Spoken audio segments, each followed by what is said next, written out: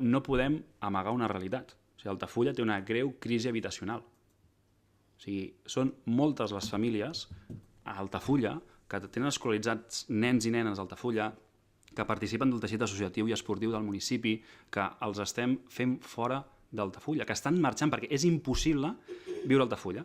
Però al mateix temps tenim una tipologia d'usos de l'habitatge, que és el de segona residència, que va en increment.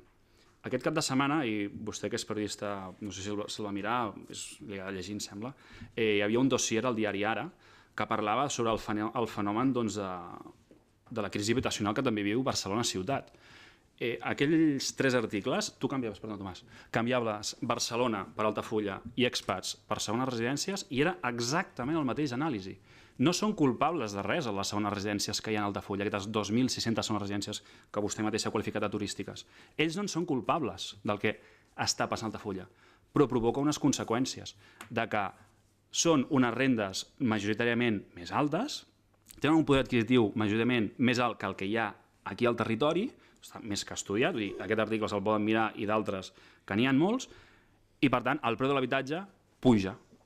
Tu ja pots construir tant habitatge com vulguis. A Altafulla tenim 2 promocions ara mateix en marxa, que una se'n va directa a segones residències i l'altra me'n sumo que gairebé en la seva totalitat. Per tant, tenim 2.600 habitatges que tenen aquest comportament, és un estudi de la Rovira i Virgili, ens han fet unes pinzellades, el volem presentar a veure al setembre quan hagin acabat de fer la presentació, doncs el volem presentar a tothom, però clar, les primeres pinzellades són preocupants, que és que un de cada 2 habitatges són segones residències.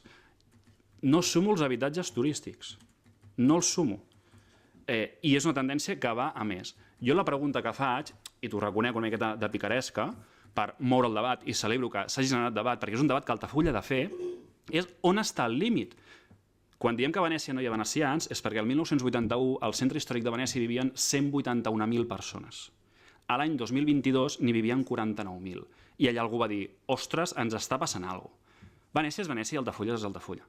Però com deia abans l'Alba, tampoc som tan especials i en els comportaments migratoris o de com es mou la ciutadania hi ha coses que s'assemblen bastant. Quan vam tenir l'oportunitat d'anar al Parlament Europeu, ara fa un parell de mesos, una eurodiputada italiana del Partit Socialista ens deia què vivia ella a la Toscana. Va definir Altafulla. Què han fet els països que es troben en casuístiques com Altafulla? Doncs prioritzar o intentar revertir que la majoria d'habitatges siguin de segona residència. Jo en el meu article o en les meves opinions a xarxes no dic que ens carreguen d'un plomazo a les 2.600 residències. Sabem que hi ha molta gent d'Altafulla que són de segona residència, vostè l'ha qualificat de turística i jo m'hi sumo, companys meus no s'hi sumen tant potser, que estan molt arrelats al municipi. Sí, jo li reconec, jo conec veïns de Jaume I que estan arreladíssims al municipi. Però també és cert que n'hi ha d'altres que no, que els seus usos als habitatges són de menys de 30 dies l'any, de menys de 40 dies l'any. I mentrestant tenim gent a Altafulla que els estem centrifugant a municipis veïns. I llavors ve Departament d'Educació i et diu, estàs perdent famílies, he de tancar una línia d'educació. I això aquest any ha passat. I finalment, i ho celebrem molt, Educació no ha tancat la línia. Si a mi com a governant, aquest equip de govern com a governants del municipi, li dona entre escoles o segones residències, triarem escoles. És el que dona vida a aquest poble que tanta gent se n'ha enamorat. Però si acabem sent un municipi on està el límit? Jo és la pregunta que faig a l'article. On està el límit de l'habitatge a Altafulla? Construirem safranars. I van 90 habitatges de promoció habitatge protegit. I els altres 200 i pico seran carn de canó de segones residències, tal com es comporta el mercat d'habitatge, tal com es comporten les 140 vendes d'habitatge que hi van haver el 2024, molt em temo que sí. I és un debat molt pervers. O sigui, aprovem safranars, la senyora Ortega, i jo moltes vegades estava d'acord amb ella, suposo una depredació del territori que Déu-n'hi-do, aquí ningú va parar, és igual. Però depredarem més el territori per 90 habitatges de protecció oficial que estan molt bé, però per 200 que són de canó de segones residències, que al final el que acaba passant és que són menys serveis per al municipi. Perquè una cosa, sí, totes les cases paguen IBI, és cert, Però les dinàmiques comercials de tenir una casa plena 30 dies a tenir-la plena 360 dies són molt diferents. Són molt diferents. I això a mi m'ho va explicar un expresident de Teca, Lluís Canyelles, quan jo vaig treballar al seu quiosc. Lluís Canyelles, gens sospitós de ser pro-Eina. Era molt indepe, però era més el Barça. I ell m'ho deia, diu, Jordi, a mi m'agradaria, el cel sigui, el Lluís, a mi m'agradaria que el quiosc, que està a la plaça dels Vents, vengués, en lloc de 300 Vanguardias, 300 Heraldos i 150 Diario de Navarra cada diumenge d'estiu, més repartit durant l'any. Tindria feina més estable, els treballadors que tinc estarien treballant tot l'any, no hi hauria temporalitat, que això és precarització de la gent que treballa. Són models. Jo no estic dient, insisteixo, que hem d'agafar i dir els 2.600 habitatges que són residència a prendre pel sac. Però potser podríem començar per aquesta eina que ens dona el Revirgili per veure quants habitatges tenim que estan a Altafulla 30 dies l'any. I un conec, molt propers en tinc, al meu barri, que no és Baix del Mar. 30 dies l'any. 30 dies l'any prefereixo que hi hagi una família vivint-hi i que aquesta gent que ve 30 dies l'any vagin a un hotel, a un càmping. Tenim una oferta hotelera i turística de més de 1.500 places, lloc en tenim, més dels 300 pisos turístics. No em fico amb els il·legals, n'hem detectat 149.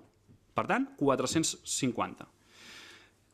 És incòmode? Sí, estar aquí és dir coses que potser no agraden a tothom, però quan veiem que hi ha gent i està passant, que marxa a Altafulla perquè surt més a compte vendre un habitatge a preus més de Barcelona que d'Altafulla, i això és una dinàmica que està passant, hem de començar a demanar als que poden a prendre decisions. O sigui, no és una decisió que nosaltres puguem dir les 2.600 habitatges turístics han de ser d'aquesta manera o d'aquesta altra. No, no podem fer res. Ara, hi ha països de la Unió Europea que sí que ho han fet. Holanda, gens sospitosa de ser una república comunista, Holanda, que ara mateix governa a la dreta. El 2022 va aprovar una moratòria de 5 anys. 2022, 2027, crec que acaba el 28 al final. On diuen, només es poden fer vendes d'habitatge per primera residència. Què ha passat? El jovent ha tornat a trobar habitatge. Què ha passat? Que el preu de l'habitatge ha baixat. Perquè com que el mercat ja no és el de segona residència, que sol tenir un poder adquisitiu molt més alt, el mercat s'adapta a qui pot comprar, els de primera residència, que no tenen una capacitat adquisitiva tan alta. I ho dic des del màxim respecte a totes aquestes persones, però també veig que molts conciutadans nostres marxen d'Altafulla perquè els és impossible comprar-se una casa a Altafulla o tenir un lloguer. És que el lloguer, no hi ha mercat de lloguer. I tots aquí tenim fills i filles. I jo crec que volem que, com a regidors d'Altafulla, volem que els nostres fills i filles es quedin a viure al nostre poble, si ells ho decideixen. Perquè aquest país va ser molt famós durant molts anys que exportava universitaris. Doncs Altafulla està fent el mateix, però està exportant altafullencs.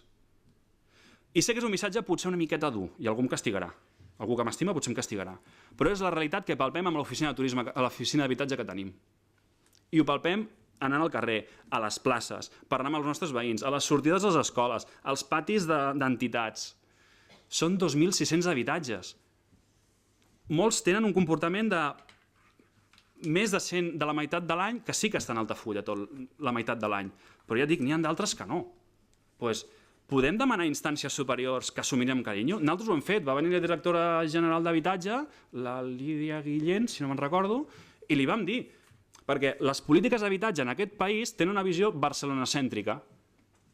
Què diu el govern? A construir habitatge i a degolla amb els habitatges turístics. És un problema estricte de Barcelona. El senyor Collboni, gent sospitosa de ser del meu partit, ha dit que es carregarà tots els habitatges turístics de Barcelona d'aquí el 2029 o alguna cosa així. Ha aplicat una taxa turística amb els vostres vots, els nostres vots i els seus vots i la seva abstenció de duplicar la taxa turística. Però a Barcelona no hi ha segones residències. Són exportadors de segones residències. Ells tenen expats i tenen molt clar quina és la medicina. Estaria bé que els municipis de costa, que són molts els que vivim, i també del Pirineu, l'altre dia parlàvem amb l'alcalde de Puigcerdà, també tenen això. Tenim un problema d'habitatge i aquest govern vol afrontar-lo. I les eines que té són molt limitades. Dieu-nos, construïu habitatge públic, però si una promoció de 13 habitatges, que amb això no arreglem res allà al camp de futbol, ens en anem al 1,5 milió d'euros. I mentrestant vas veient famílies d'Altafulla que marxen, que joves d'Altafulla no marxen. És que ni joves, fa 3 plens va venir una senyora dient que la feien fora de casa. En part. Bueno, potser aquesta és una prioritat. Ho és. I no d'altres. I per això escrivim del tema. I per això, quan ens diuen que hi ha l'opció d'anar a Brussel·les 2 dies a parlar del tema, allà que ens ja n'hi anem. Em van dir pesat.